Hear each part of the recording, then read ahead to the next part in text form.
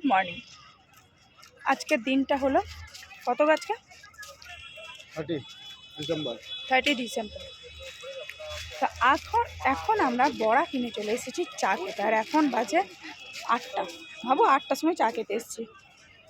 তো অনেকক্ষণ উঠেছি, এদের বাপ বিটির চক্করে লেট। আর এই হচ্ছে বীজটা, 8টার সময় এরকম কন্ডিশন নাকি। আর ওইখানে বিচ্ছে ডাব, অবশ্যই এটা স্নানের সময় খাবে।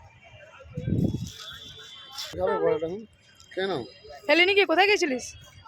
আমি গেছিলাম বল আনতে। কার জন্য? ভাইয়ের জন্য।